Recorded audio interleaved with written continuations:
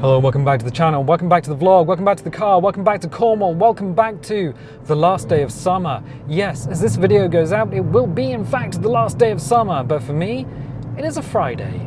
And it is a very significant day because yesterday was Thursday, and that represented 3 months and 2 weeks since I had been laying in hospital going, oh, something's gone very wrong. Something's gone very wrong. Well, it did turn out that I had a broken foot and 2 cracked ribs in my back. But on top of that, a week later I got DVT, deep vein thrombosis. My leg started swelling up like a balloon, which is not good. It's very not good. And my GP seemed to think that it was not good. And the hospital that I went to said, that ain't good. And when a bunch of medical professionals say, that ain't good, you gotta listen to them. So I've been on blood thinners. I've been on apixaban specifically, and they said you do 3 months of apixaban and then you just stop, and that's it, you're done. And that will ease up the swelling in your leg, which it did. And then after that, your body will deal with the blood clots. If anything goes wrong, or if you feel that it's not working, then come and see us. So 3 months go by, and I'm like, you know what? I've got 2 more weeks of apixaban in this pack. I am going to run it out because I have a friend who had something very similar, blood clots in his leg, and the doctor said, yep, you can stop taking the blood thinners now. So he did, and then he got blood clots in both of his lungs, which nearly killed him. Very nearly killed him. Yeah, my stepdad took him to hospital. His girlfriend was like, actually, should we take him to the GP because he's in a lot of pain? And my stepdad was like, no, we're taking him straight to hospital. And the doctor in hospital was like, yeah, if you did take him to the GP, he'd be dead by now. It's like, oh, okay. So knowing that, I was like, well, I've got 2 weeks left. I should stop at 3 months, but you know what? I'll do 3 months and 2 weeks. So 2 weeks ended yesterday, and that is, the last of the blood thinners, which is pretty good. I'll be going from thin blood back to turbo blood in however long it takes for the blood thinners to leave my system, I guess. In terms of the broken foot, the bone is now knitted, it's mended. It does still feel weird. I guess all of the like the soft tissue and everything sort of around the bone is still taking time to kind of like move, knit, regrow, do something. We got a left turn here. Yeah, we're going to take this left turn. We went further up last time, but I think we can very much take the pretty route since I've taken half day off work. Well, more accurately, work said, all right, we're closing site, everyone can have a half day on us because it is the last of the summer, go and enjoy yourself, which is very nice of them. So yeah, the pretty route, not particularly fast, but yeah, enjoy it. If you're just here for the view from the car, just enjoy it. I am. So yeah, the foot, there's no longer pain in my foot. It's just like a dull ache. Especially if I'm sort of walking around a lot, there's a dull ache, and it is in fact the same ache that is in my back. So underneath both of my shoulder blades, along the bone, along the ribs, there is a dull ache, and it's the same feeling that's in my foot, which is like, yeah, that's how you can tell it's cracked ribs rather than soft tissue damage. It does mean that standing around for long periods of time just kind of is not great. It's not great. I did photograph my stepsister's wedding a month ago, and I was holding a full-frame DSLR camera, which is good. I mean, it's my Pentax K1. I love the camera, but after an entire day holding it, yeah, I did feel it in my back. I did feel it in my ribs. It was not great. So I pieced out, and I got home about 10 o'clock in the evening. I think I started at 10 in the morning and then 10 in the evening, and I'm still going through the photographs now. I took a lot of them. But yeah, overall, overall my body is healing. It aches a lot, but I am now sleeping all the way through the night instead of getting up and being in pain and having to move myself around.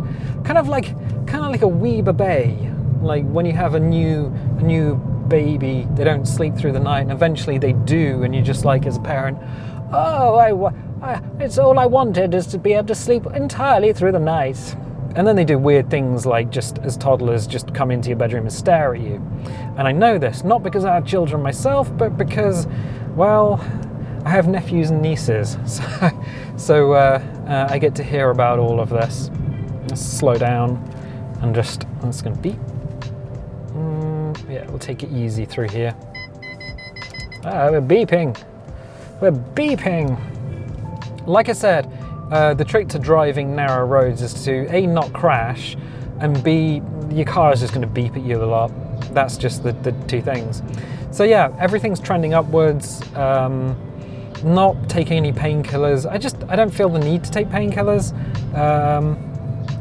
Although, having said that, you only got a few videos this week. You didn't get all the videos you would normally get, and that is because on Tuesday I was supposed to record Cabernet, which is the vampire story RPG game, and you didn't get Cabernet. You didn't get it because I had a headache. I woke up with a headache. I was just like, my head, it is so painful. And the headache just didn't go away all day. So I got to the evening, I was like, you know what? Instead of trying to record a game and not feeling my best, because it's definitely going to come out in the recording, I just didn't do it. But sometimes you make those decisions and it's like, well, do I tell you guys? Do I tell you guys, the audience? Sometimes no. Sometimes it's just go lay down and close your eyes for a bit is the right answer. So that's what I did. I had a big old glass of water and I just lay down and just covered my eyes and just napped for a bit rather than record a video, because sometimes you've got to look after yourself. Well, actually, quite often you've got to look after yourself. So, yeah. That's a big old drop there.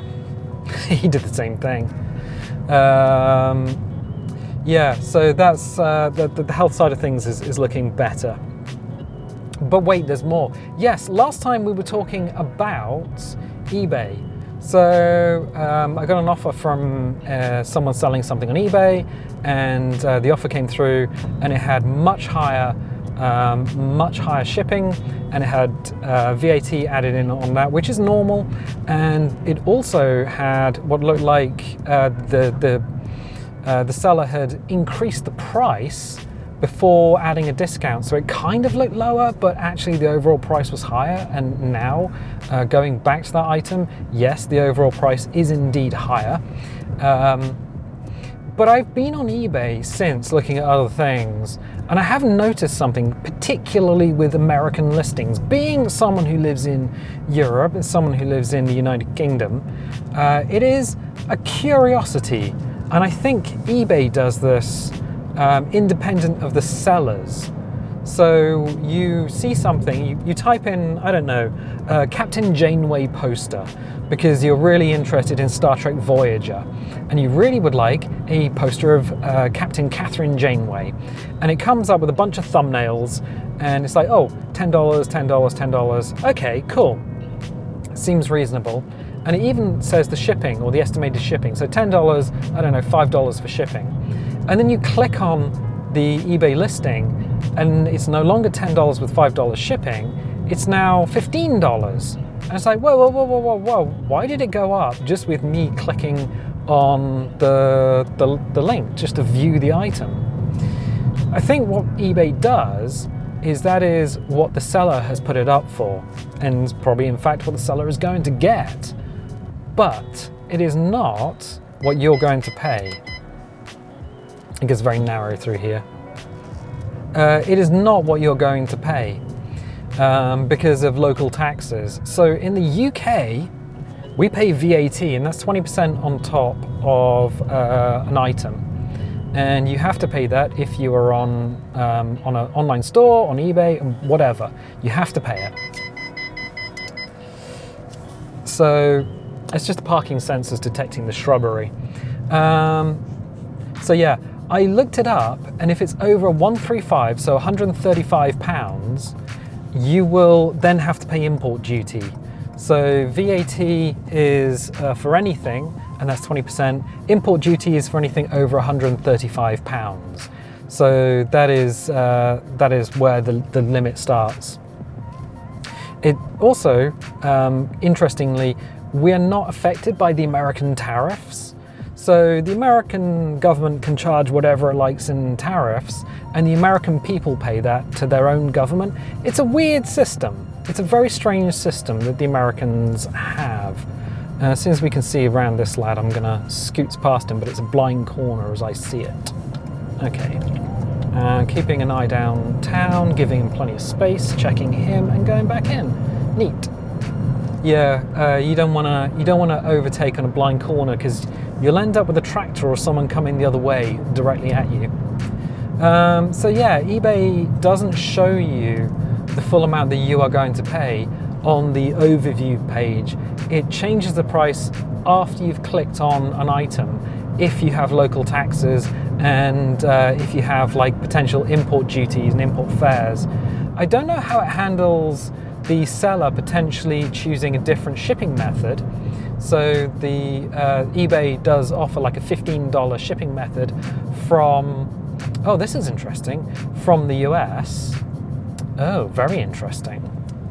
We not only have the most uncomfortable level crossing in the world, but we also have a flood here. I'm trying not to splash the dude or kick up any water. Oh yeah, look at this, all this debris all over the road. Yeah, we don't want to flick stones up into the lad behind either. So yeah, it does seem that eBay could, if they wanted to help themselves, put the full price on the overview page so that when you click on an item, the price just doesn't jump up. Head-on car. The price just doesn't jump up. But hey, good, excellent. Well, that was a lot of stuff, and a lot of stuff on the road today. Like, I wasn't expecting to drive through a flood on top of it, and we are on top of a hill. So that is a curious one. Let's see. Okay, we're clear. So we'll go through Connor Downs. Good, excellent. Yeah, kind of an interesting drive home in the afternoon, in the middle of the day. All the tourists are going to start going home now.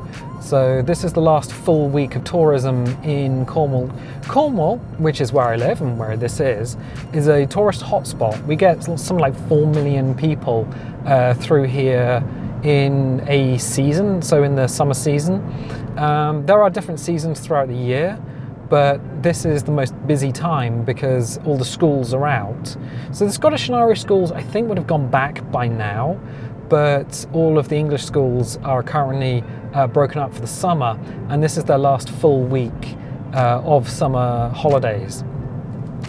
Which means going to the supermarché is an interesting experience. You go there and there's a lot of things you can't find, like bread, a lot of meats, anything that goes on a barbecue, salad stuffs, again, anything you can have with a picnic. And then there's all the seasonal items that they bring in, like the disposable charcoal barbecues you find in the supermarché as well. The roads tend to be absolutely rammed, mostly because the rail system in the UK is absolute garbage. It's fine, but it's absolutely filled with people because they don't put enough services on, and the ticket price is horrendous. If you compare it to, say, Japan, you can spend $5 to go from one city to another.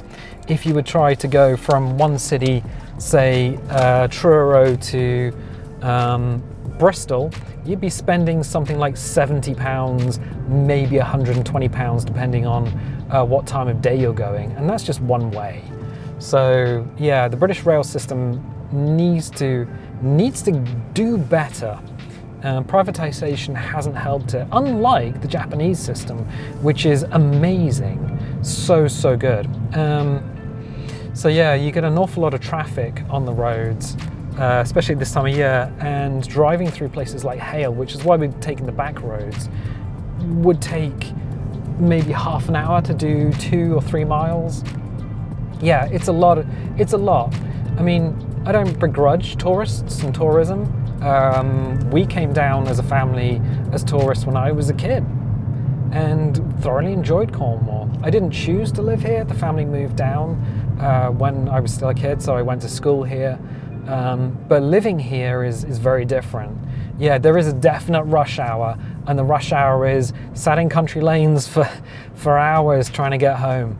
4 miles probably takes something like 40 minutes in peak season, sometimes longer if someone's had an accident. So yeah, I don't begrudge tourists, but I'm looking forward to them going home. So from next week, things have calmed down a bit, which will be very nice. So yeah, the end of summer brings the autumn, but it brings a calmer time on the roads, which I kind of am looking forward to. Good. Well, once again, thank you everyone for watching these vlogs. Thank you everyone for being here, for watching the videos on the channel. And thank you again for everyone who's donated via Coffee. That really does help. If you like these videos, definitely leave a little like, leave a subscribe if you haven't subscribed already. If you want notifications, dingle a bingle. If you don't want notifications, don't click the bell, and I'll tell you what, I'll catch you next time.